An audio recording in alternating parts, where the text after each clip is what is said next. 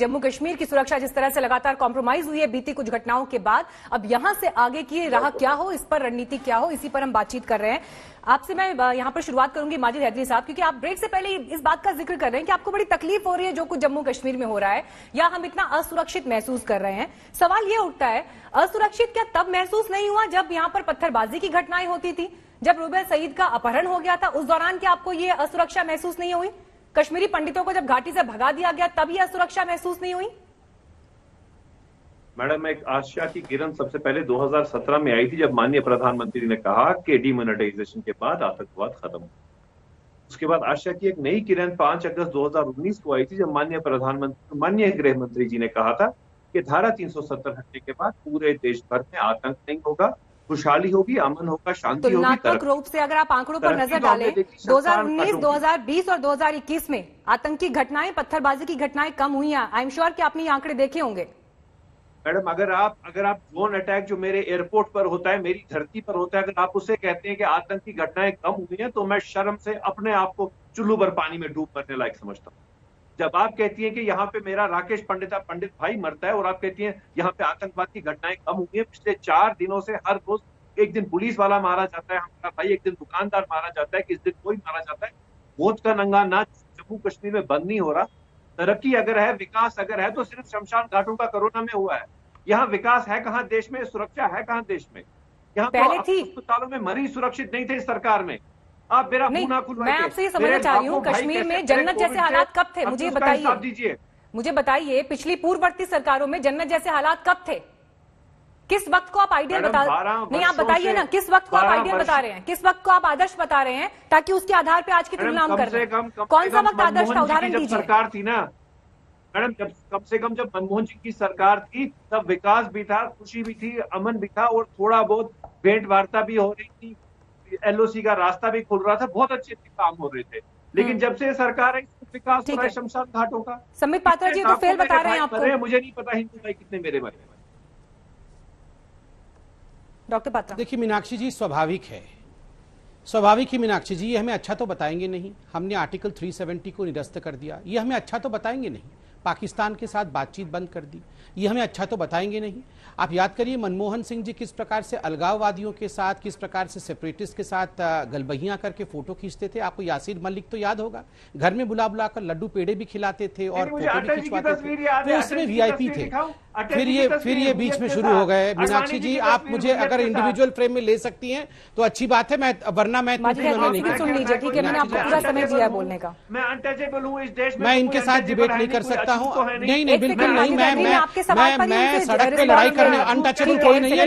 लड़ाई और अनटचेबल में फर्क है। मीनाक्षी जी, आप इनकी आवाज कम करेंगी? मैं आपको बोलने का समय दूंगी, कम करेंगी। मीनाक्षी, जो सवाल आपसे पूछूंगी ना माजिद हैदरी, आप उसका जवाब दीजिएगा, जो आपसे सवाल पूछा जाएगा, ठीक है, उस सवाल का जवाब दीजिएगा। मीनाक्षी जी, हम बीच में नहीं बोलते हैं, मैं लड़ता नहीं हूँ, ये बीच में बोलते हैं। यस, ठीक है। मीनाक्षी जी, मुझे आश्चर्य होता है, ये कुछ विषय ना लोगों से पूछने की आवश्यकता नहीं होती है। ये जनता जनार्दन है, सब देखती है। जिन लोगों से हम अभी बात कर रहे हैं, क्या माजिद हैदरी को लोग जानते नहीं है, या सलमान निजामी को लोग नहीं जानते? मैं एक ट्वीट पढ़ रहा हूं सलमान निजामी का, ए हिंदुस्तान, तुम्हारा एक भगत सिंह होगा जिसने देश की आजादी के लिए कुर्बान हुआ। हमारे 1,50,000 लोग कश्मीर की आजादी पे उन्होंने अपने को कुर्बान कर दिया है। आई हेट इंडिया, कोई फर्जी ट्वीट नहीं है। आप बिल्कुल मुकदमा करिए अभी जाके। हेट इंडिया कैंपेन आपने चलाया, फिर ये सब लोग बीच में बोलते हैं। मीनाक्षी जी, कैसे होगा डिबेट? कैसे डिबेट होगा मीनाक्षी जी, अगर हर कोई बीच में बोलेगा तो? अगर हम पुराने ट्वीट्स पर जाएंगे तो फिर आज की चर्चा और आज का मुद्दा कहीं पीछे छूट जाएगा। एक सेकंड, सलमान निजामी प्लीज रुकिए आप, मैं जब आपको बोलने का मौका दूंगी आप उस समय बोलिएगा। गद्दारों से मैं डिबेट नहीं करता मीनाक्षी जी। और Meenakshi ji, Meenakshi ji just a second, Meenakshi ji just a second, गद्दारों से बात नहीं करता। आप सुनिए मीनाक्षी जी, एक सेकंड मीनाक्षी जी, आप सुनिए पहले। मीनाक्षी जी पहले मेरी बात सुन लीजिए एक सेकंड के लिए, फिर आप बोल दीजिएगा। मीनाक्षी जी, आप तो इन लोगों को नॉन स्टॉप बोलने देते हैं।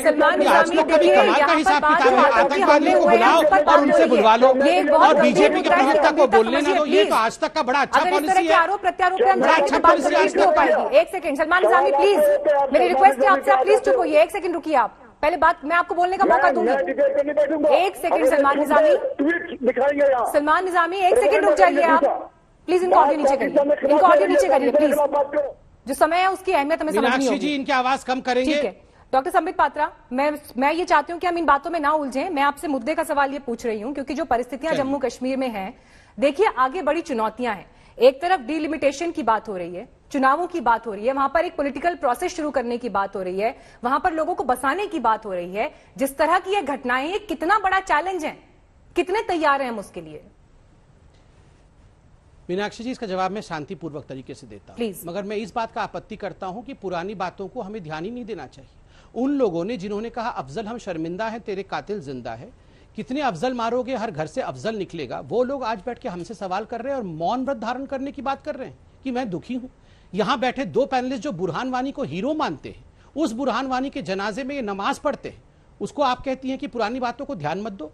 अब कल को आप कहेंगे हाफिज सईद के साथ डिबेट करो, पुरानी बातों पर ध्यान मत दो। ऐसा होता है मीनाक्षी जी? एक व्यक्ति का समग्र, मैंने ऐसी कोई बात नहीं की। आपने पुराना ट्वीट निकाला था डॉक्टर पात्रा। मीनाक्षी जी, अब अगर मीनाक्षी जी विद ऑल ड्यू रिस्पेक्ट, आपने एक पुराना ट्वीट निकाला है, जी मैं अब 20 आप एक सेकंड ट्वीट नॉन निकालेंगे, स्टॉप उसके बाद कहता दूसरा हूं। ट्वीट सलमान निजामी ले आएंगे, फिर तीसरा ट्वीट आप निकालेंगे। मैंने सिर्फ उस सिलसिले को रोकने की बात की थी। आप अपनी बात पूरी तरह से कंप्लीट करिए। 10 ट्वीट निकाल ले, मैं कंप्लीट करता हूं।